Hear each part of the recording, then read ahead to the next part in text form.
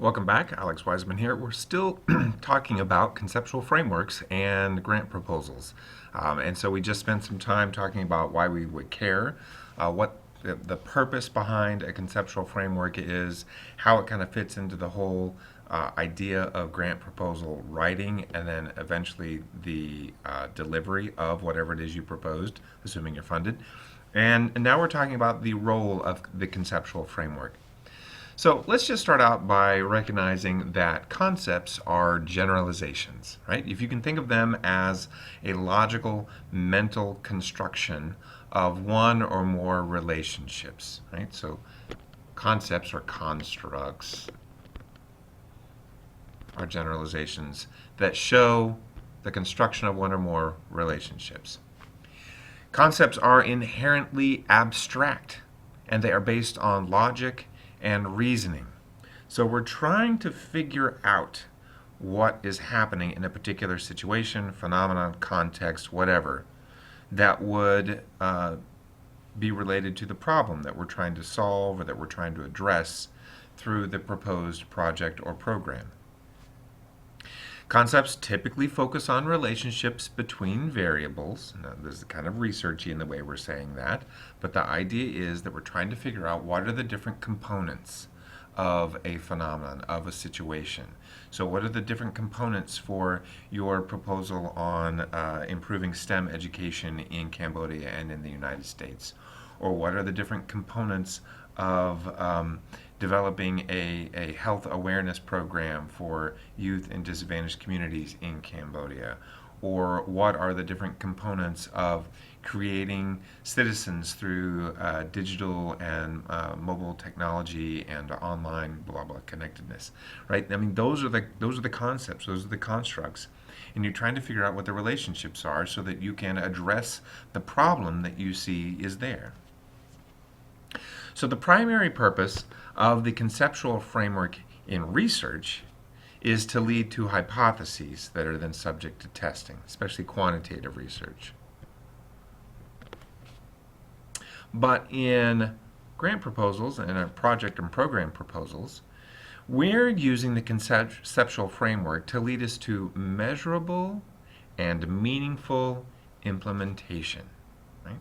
We want to connect the different constructs, understand the relationships between those constructs in order to develop an implementation plan, right, that is measurable, we can evaluate it, and meaningful, means that it makes an impact.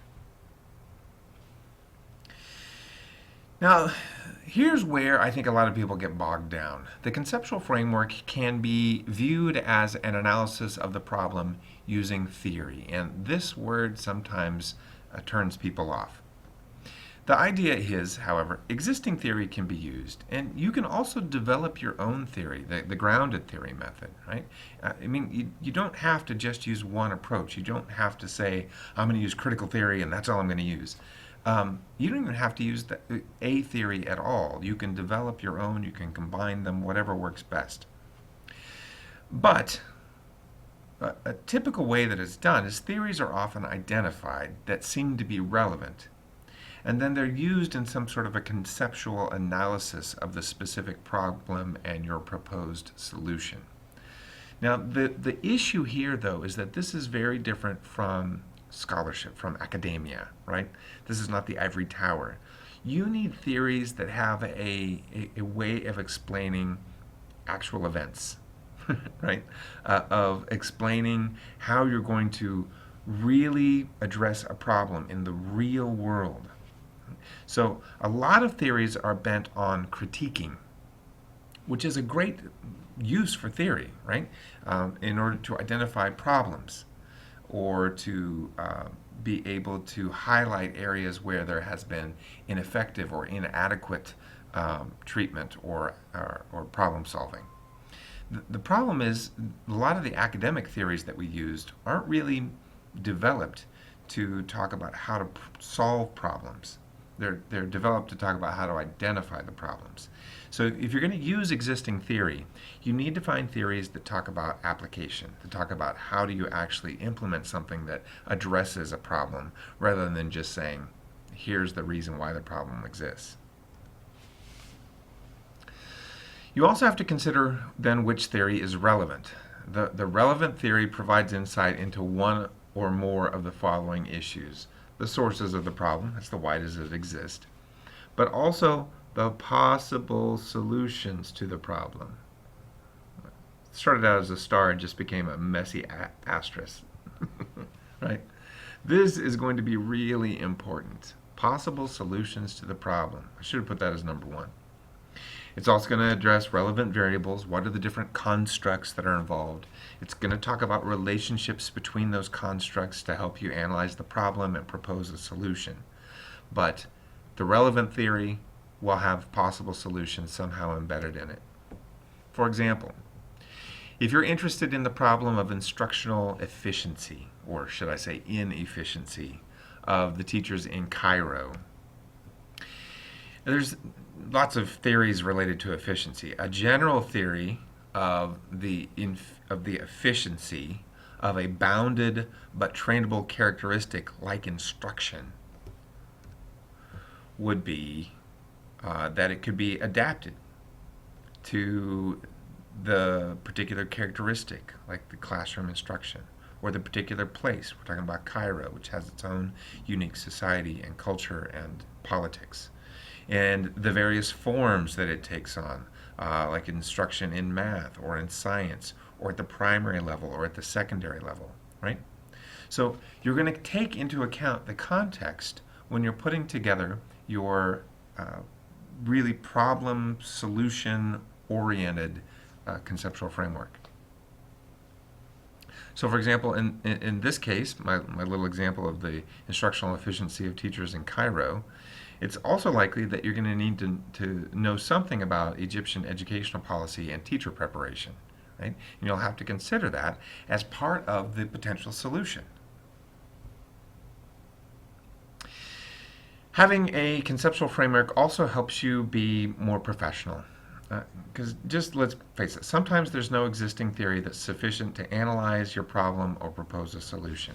And in that case, you can either develop or refine the theory. That'd be the grounded theory approach or the mix and match, make your own approach. Or you could simply identify the gap and present an incomplete conceptual framework. Now, I'd just like to highlight the fact that this option, just identifying the gap and presenting an incomplete conceptual framework, is really a bad option. Right? If you don't have an adequate theoretical basis, you might be able to defend that and say, well, there just isn't any, no one's thought about this before.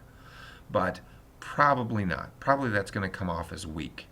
And if you develop a conceptual framework, the grant maker is going to see that you are professional in the way that you're approaching this, that you've been thoughtful, that you have really examined the issue to the point where you have a shared understanding of the framework for why it's happening, whatever it is, and how it might be addressed, whatever your proposed solution is.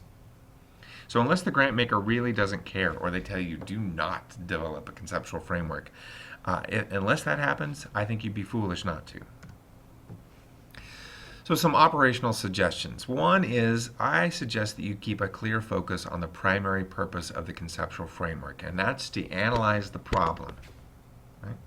But in so doing, I want you to also understand that you have to solve it based on your analysis of the problem. Now, a good way to start is to use simple conceptual models and then build on them to the complexity and sophistication that is necessary. In other words, there are a lot of intervening, mediating factors that are involved in any of these situations. And so they're very complex. Solving the issues that each of your groups have brought up are complex. But why don't you start small? Why don't you start with the basics, right? If we leave out of the equation some of the context just to begin with, and we think about what is the most direct method of addressing the problem that we've identified. In the health group's case, it might be hand washing, right? If you wash your hands, and guess what? You don't get sick as much. Then you can start to build on that, right? You can start to build the complexity around that of context, of policy, of tradition, of stigma, of whatever else, of the resources available just to wash hands, to have clean water, to et cetera, right? All those are the things you can lay on top of that to try to talk about, well, here's why this will work and or won't work, and here are the ways that we can deal with the context and the intervening variables to make it work. That can be a useful approach for all kinds of projects, policy analysis, and problem solving, but I'd like to see you use it for your particular project. So here's some steps that might be useful. Study the research literature related to your problem. How have others conceptualized problems similar to yours? And are their conceptual frameworks, I said analysis here, but frameworks adaptable to your framework? Reduce the problem to the simplest set of conditions. So sometimes you can assume away parts of a complex problem to gain an initial understanding. Identify the theory that is applicable and consider a wide range of theories to select the most appropriate because it has a solution in mind. Start with that base model analysis. Based on your lit review and basic assumptions, start with a simple model, whether it's statistical, graphical, mathematical, conceptual, right? Whatever it is, start small and then make it more complex. So then you expand the base model to other relevant dimensions of the problem. The way to do that is you can change, alter, and relax assumptions, then reanalyze the problem. That will likely make the model more complex, but remember the goal is not complexity, but rather accurately addressing the problem. The complexity that you add is just because you want to be able to better and more accurately address the problem with a particular solution. And then you assemble the relevant achievable solutions from the conceptual analysis, and hopefully that becomes what you end up doing. Now, as we wrap up here, conceptual frameworks go by a lot of different names. They're called models, they're called conceptual models, they're called conceptual considerations, theoretical considerations, theories, theoretical frameworks. It goes on and on and on. And sometimes it's simply integrated into the problem description. But in grant proposals, conceptual frameworks are often presented in a separate section, especially if required.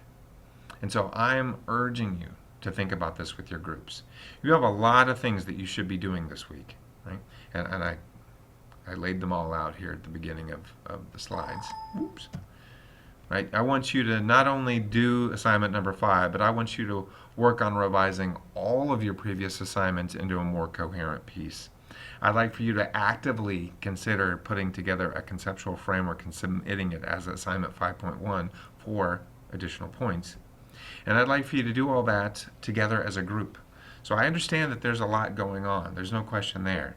But I believe that you can do it. I want to remind you also that next week we should be live. I don't have any plans to be anywhere else. I hope you don't either. You have a quiz that is due on February 27th. You have assignment 5.1 that is optional, but you can turn it in on February 27th for up to 5 extra points. And you have your first team collaboration evaluation due. So make sure that you're keeping track of all the things that are coming up. We've got some interesting reading that we'll be working on, and we'll be talking about more cool stuff. So get together with your group, use our classroom and steps, make sure that you're developing a coherent whole out of everything you put together so far, and develop a conceptual framework, or at least articulate the one that you've been already basing stuff on.